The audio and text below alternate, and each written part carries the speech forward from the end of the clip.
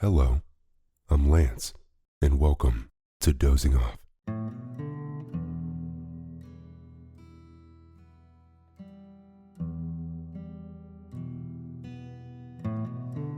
Dozing Off is a podcast where I'll read you to sleep. I narrate short stories and classic literature in this deep and relaxing tone to allow you to put your overactive mind at ease and doze off.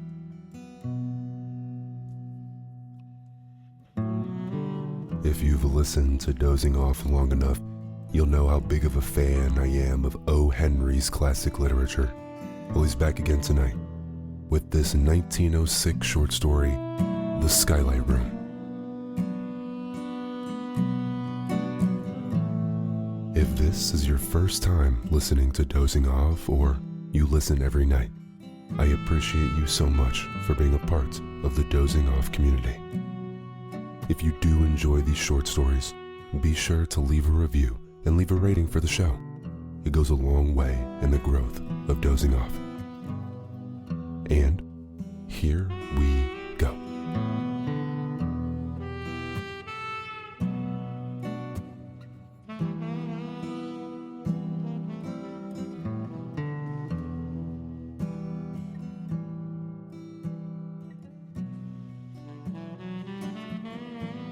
The Skylight Room.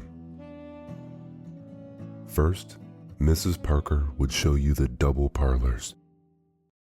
You would not dare to interrupt her description of their advantages and of the merits of the gentleman who had occupied them for 8 years.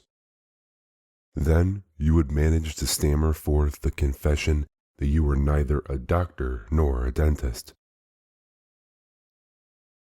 Mrs. Parker's manner of receiving the admission was such that you could never afterward entertain the same feeling towards your parents, who had neglected to train you up in one of the professions that fitted Mrs. Parker's parlors.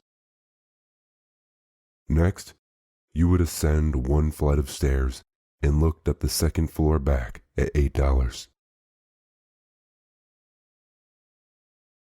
Convinced by her second-floor manner that it was worth the $12 that Mr. Toosenberry always paid for it, until he left to take charge of his brother's orange plantation in Florida near Palm Beach, where Mrs. McIntyre always spent the winters that had the double front room with private bath.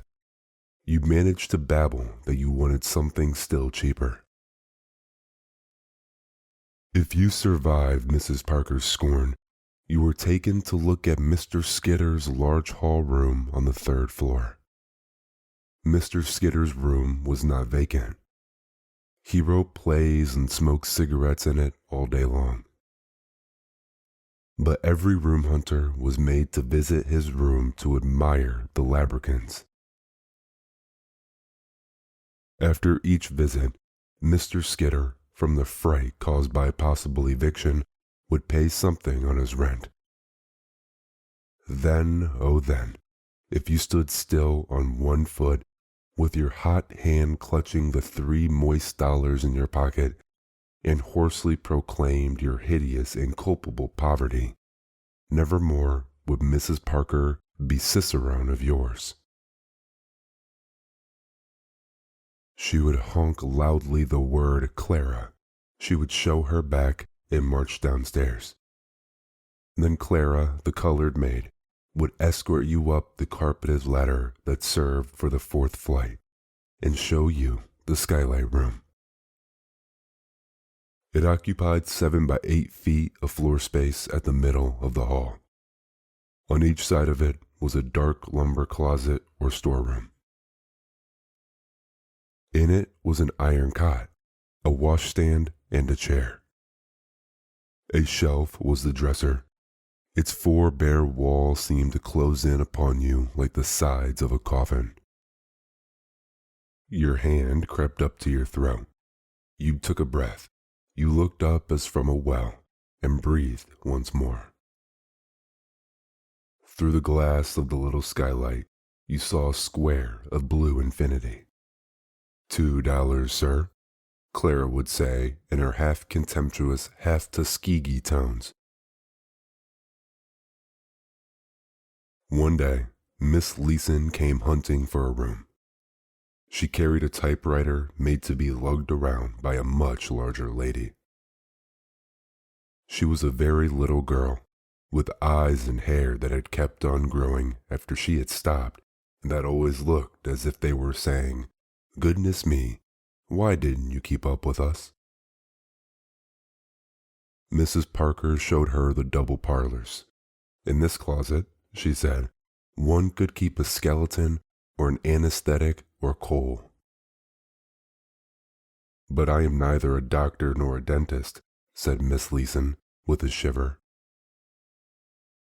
Mrs. Parker gave her the incredulous, pitying, sneering, icy stare that she kept for those who failed to qualify as doctors or dentists, and led the way to the second floor back. $8, said Miss Leeson. Dear me, I'm not heady if I do look green. I'm just a poor little working girl. Show me something higher and lower. Mr. Skidder jumped and strewed the floor with cigarette stubs at the rap on his door. Excuse me, Mr. Skidder, said Mrs. Parker, with her demon smile and his pale looks. I didn't know you were in. I asked the lady to have a look at your labricans. They're too lovely for anything, said Miss Leeson, smiling in exactly the way the angels do. After they had gone, Mr. Skidder got very busy erasing the tall, black-haired heroine from his latest, unproduced play and inserting a small, roughish one with heavy, bright hair and vivacious features. Anna Hedd'll jump at it, said Mr. Skinner to himself, putting his feet up against the labricans and disappearing in a cloud of smoke like an aerial cuttlefish. Presently, the tocsin call of Clara sounded to the world the state of Miss Leeson's purse. A dark goblin seized her, mounted a Stygian stairway, thrust her into a vault with a glimmer of light in its top, and muttered the menacing, cabalistic words, $2. I'll take it, sighed Miss Leeson, sinking down upon the squeaky iron bed. Every day, Miss Leeson went out to work. At night, she brought home papers with handwriting on them and made copies with her typewriter. Sometimes she had no work at night, and then she would sit on the steps of the high stoop with the other roomers. Miss Leeson was not intended for a Skylight Room when the plans were drawn for her creation. She was gay-hearted and full of tender, whimsical fancies. Once she let Mr. Skidder read to her 3 acts of his great unpublished comedy, It's No Kid, or The Hair of the Subway.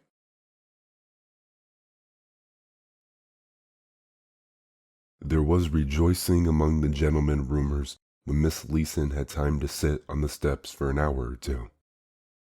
But Miss Longnecker, the tall blonde who taught in a public school and said, "Well, really," to everything you said, sat on the top step and sniffed. And Miss Dorn, who shot at the moving ducks at Coney every Sunday and worked in a department store, sat on the bottom step and sniffed. Miss Leeson sat on the middle step, and the men would quickly group around her. Especially Mr. Skidder, who had cast her in his mind for the star in a private, romantic drama in real life. And especially Mr. Hoover, who was 45, fat, flush, and foolish. And especially very young Mr. Evans, who set up a hollow cough to induce her to ask him to leave off cigarettes. The men voted her the funniest and jolliest ever, but the sniffs at the top step and the lower step were implacable. I pray you let the drama halt while chorus stalks to the footlights and drops of epicedian tear upon the fatness of Mr. Hoover. Tune the pipes to the tragedy of tallow, the bane of bulk, the calamity of corpulence. Try it out. Falstaff might have rendered more romance to the ton that would have Romeo's rickety ribs to the ounce. A lover may sigh, but he must not puff. To the train of Momus are the fat man remanded. In vain beats the faithfullest heart above a 52-inch belt. Avaunt, Hoover. Hoover, 45, flush and foolish, might carry off Helen herself. Hoover, 45, flush, foolish, and fat, is meat for perdition. There was never a chance for you, Hoover. As Mrs. Parker's roomers sat thus one summer's evening, Miss Leeson looked up into the firmament and cried with her little gay laugh, "Why, there's Billy Jackson. I can see him from down here, too." All looked up, some at the windows of skyscrapers, some casting for an airship Jackson guided. "It's that star," explained Miss Leeson, pointing with a tiny finger. "Not the big one that twinkles, the steady blue one near it.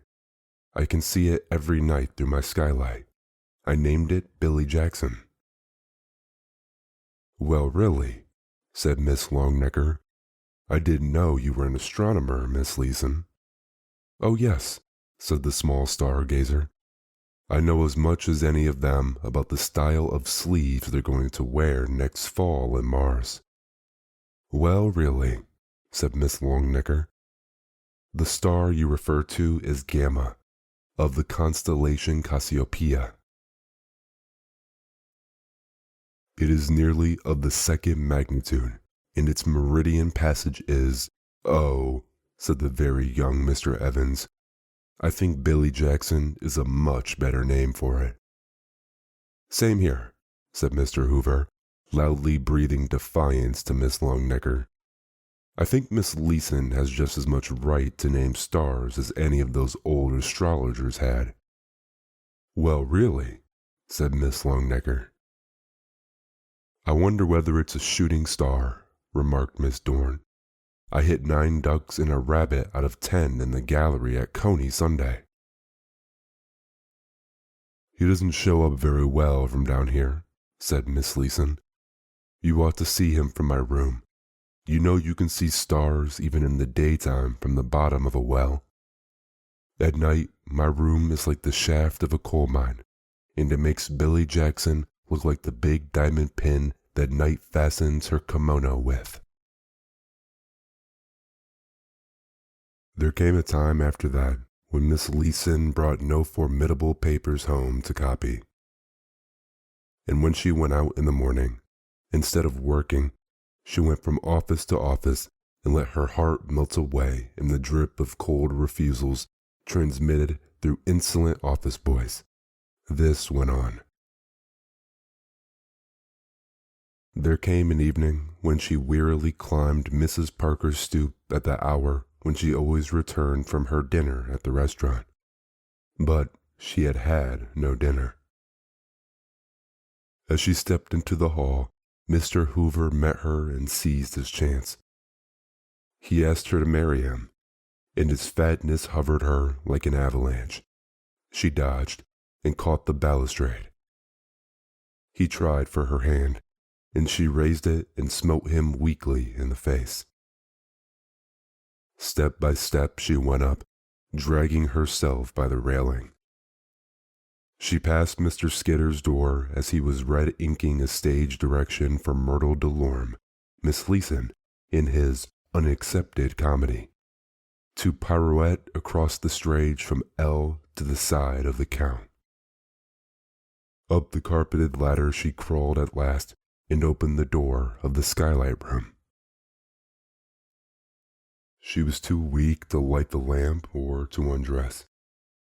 She fell upon the iron cot, her fragile body scarcely hollowing the worn springs.